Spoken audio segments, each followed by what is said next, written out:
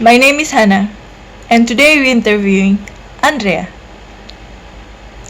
Originally from Italy, he is now based in Romania.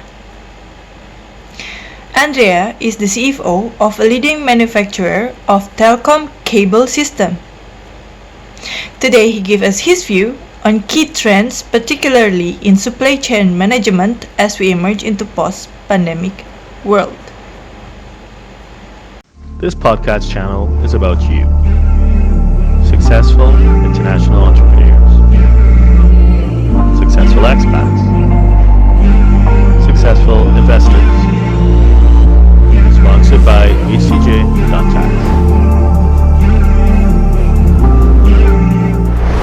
So please, could you introduce yourself to those who may be watching and those who may be listening to the podcast? Yeah, sure. So basically, I'm a finance guy. I'm working as a CFO in Prismia now, which is the last Italian public company. It was established in 2006 from Pirelli.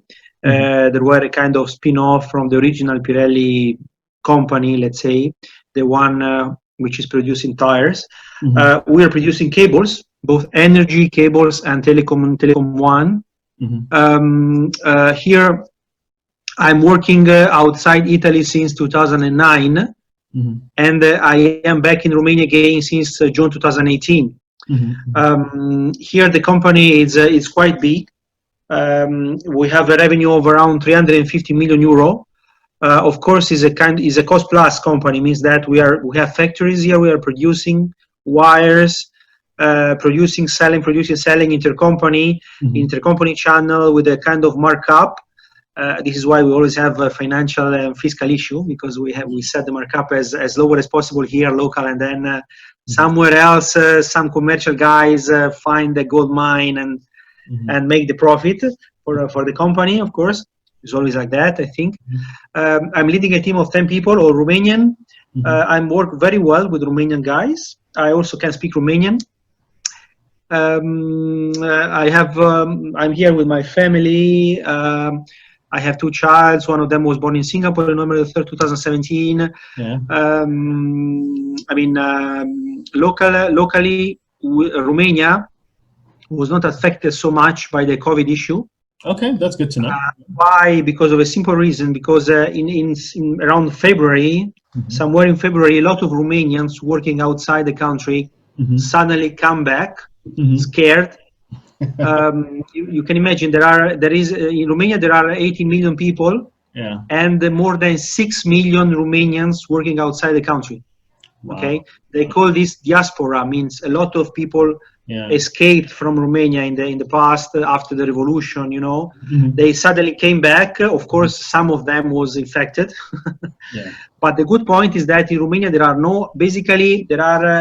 it's a country which is I think 50% of Italy, or 30%, 40% of France.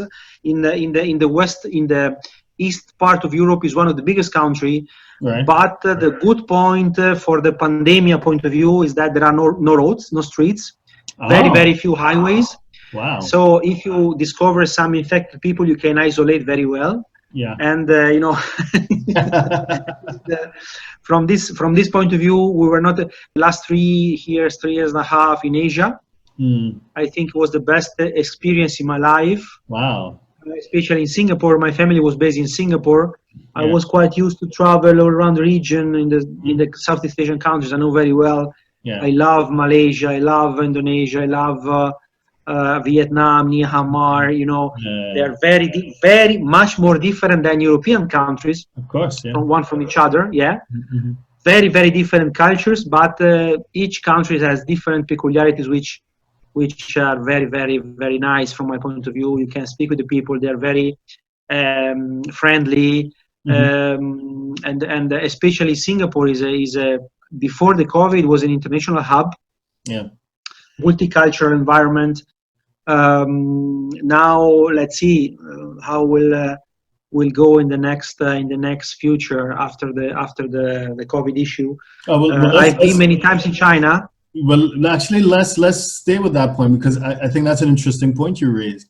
you said that before the COVID, Singapore is an international city. Are you getting the impression that that may be changing? No. I mean, the point is that I have the impression that Singapore is depending a lot from the external business, from the international, international economy. This is not an issue that will affect only Singapore. I suspect also somehow other countries, but Singapore maybe will be affected by this slowdown of the global economy. In Italy is a disaster. We have the GDP fell down by 20%, 20 points, percentages. Wow. I don't know now the situation in Singapore, but they were. I know that they were expecting a reduction in the GDP too. So it's will be a very, very tough period for them. But I think they will manage to keep the let's say the strength of Singapore is that it's composed by expatriates and by also local people. Let's say Indian people, Malaysian people, Chinese people. Yeah. This is the strength of Singapore, and therefore. Yeah. So what in broad terms, and you can approach it any way, which way you like. What do you see are the implications for what we have been going through? This pandemic, how from a business perspective, what do you see would be the changes? I think that there are some companies like Amazon, for example, that they have a big profit in this period. They had a big profit in this period. Other companies are suffering a lot. Automotive sector is almost closed worldwide. Yeah. They have an unbelievable drop in the last couple of months. They were suffering a crisis even before the COVID issue. Now, I mean, it's the Pirelli had lost really a big quota in the market, and not only Pirelli is not one of the biggest company in automotive sector. I think that for a while, of course, big pharmas will have. Get the vaccine. Will be the new goal. And okay, and you mentioned the rise of economic nationalism, and the way in which Europe, and just using Europe as a case study, the way they responded to the pandemic was not in a coordinated fashion. It was almost like every man for himself sort of thing. So I get that, the push towards economic nationalism. Any other bigger trends that you see? Like let's take different geographies. What about Asia? You spend a lot of time living in Asia and traveling around Asia. What is your prognosis? What do you see happening in Asia? I think in Asia depends a lot on China.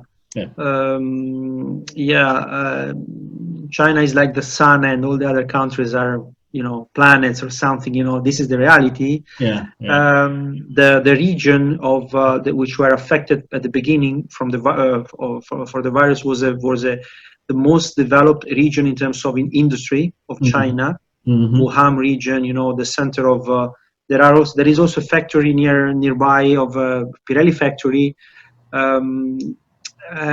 Depends on how China will exit, in which conditions will exit from the crisis. They have, their way of facing the crisis, very, very strict. They want to make a test to all the population. Of course, it's a different approach than other maybe European countries, but maybe they will exit faster from this crisis, and if they do, all the Asian region will benefit from that. Right. So, the way in which the West handled it was quite different from the way in which Asia. Yes, I don't see a real strategy behind the Western approach. Each country say, okay, I want money. Without I don't want to pay back anything, no interest, nothing. It's like a war. I need money for the next 20 years. Some other countries, especially the countries of the North Europe, says no, you don't. If you want money, we can borrow money, but borrow, not give you. You will pay back in the next 20 years. So they are still discussing on that. In other countries like Brazil, which can be included in the Western world, let's say, they are saying no, that this is the pandemic issue is not existing. It's like a joke, it's a dream, and so on. A lot of people is dying. Yeah. The approach of America, it's I don't know, in the middle. I don't know. But This is what I get. I guess some people make the point, well, in certain Asian countries, they don't really need to be concerned about stuff like civil liberties and freedom, rights, whatever. So they can just unilaterally do what they like. So that gave them an advantage in terms of getting stuff done, right? In these cases, maybe yes. Yeah. In these cases, yes. But on the flip side, Westerners who are accustomed to the Western way of doing everything with like civil liberties and stuff, they may have been a bit uncomfortable with the Asian way, those who were in Asia. Do you see any long-term consequences to that, or you think they just get over it and continue to move on? I don't see any long-term consequences, let's say, because at the end of the day, the human being is very strange. I mean, what is very important today, what we saw today is, I will not forget these kind of things maybe in the next days, because will be new businesses, there will be new ways of doing things, new markets. So everything will maybe not immediately, not in 1 or 2 years, but in the next 10 years, everything will. Do you see any longer term consequence to that? So we're thinking, some manufacturers are thinking, you know what, we need to bring stuff near shore or onshore them back. Oh, do we need to diversify suppliers? Do you, any changes you see, at least from your perspective, or? Yeah, we already start to diversify suppliers. We have, for example, we need natural rubber from India or from other countries. We are trying to understand if there is a possibility to buy from Indonesia, or which is supposed to be less affected by the COVID issue now. In India is a disaster, if I get correctly, and we have also to buy metals, aluminium, for the energy cables and so on. I don't see for the time being a real change in the strategy. We are trying to survive to keep our daily activity running, and say, now we cannot buy from this, we buy tomorrow from that. Maybe the day after tomorrow we'll come back to this supplier. So there is no still a very structural change in the supply chain.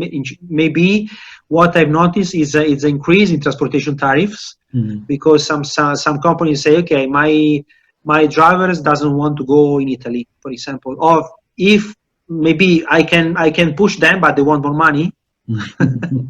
So no, this is why what I notice now, because also I'm finance guy, I notice a big increase in the tariff, around 5-10%, especially transportation tariff, trucks and so on.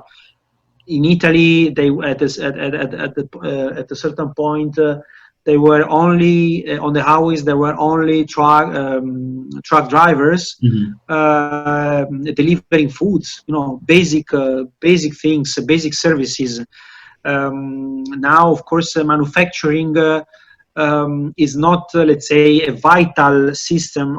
We can, if we don't deliver telecommunication wires, we can deliver after 1 month. Maybe energy wires are a little bit different, because energy it's a kind of critical sector. But what I notice is not a structural change, but an increase in the prices in the last 1 or 2 months. Right. So it's it's very difficult now to predict if this change. Of course, this will be also affected by inflation rate increase. Probably this would be a big issue.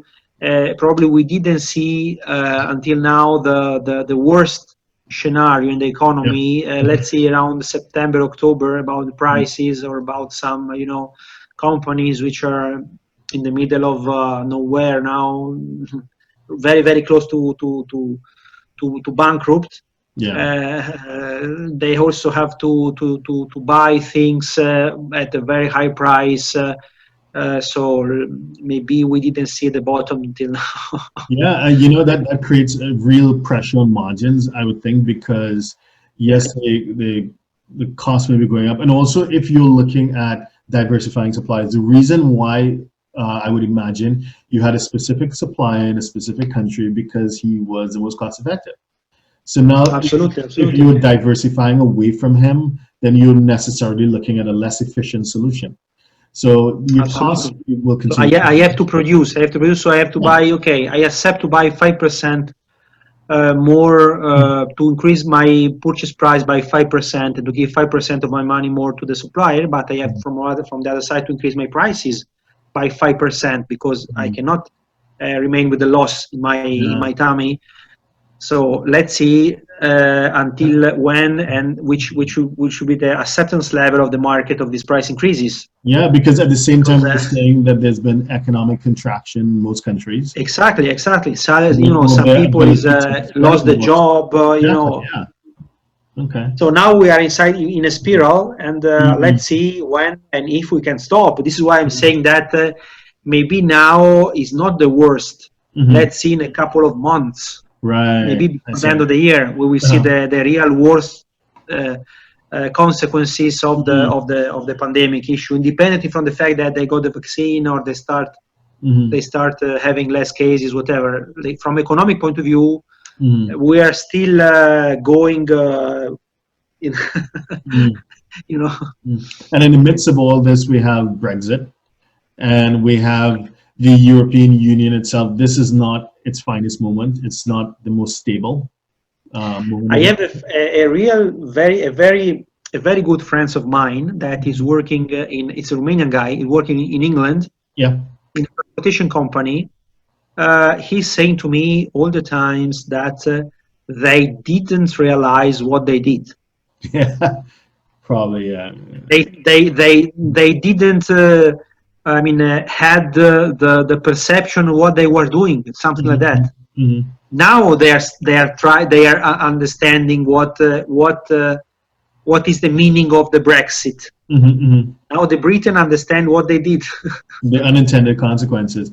There were too many consequences that the normal people didn't have all the information to vote yes or no. Like it's I like this candidate or this candidate. Okay, I can vote Trump or I can vote somebody else. But this is too complex. It's an argument which were too complex to be treated like that in a So earlier we were saying that there was going to be a continued increase in economic nationalism, and then on the back of that we have Brexit proving to some members of the EU that hey, it could be done because it's going to be done at the end of the year. Do you think it would lead? What's your sense? Do you think it would lead to an upsurge in other nationalist or separatist movements within the EU? Other countries who want to follow suit? I don't know. Now the situation in Europe, the situation is very complex.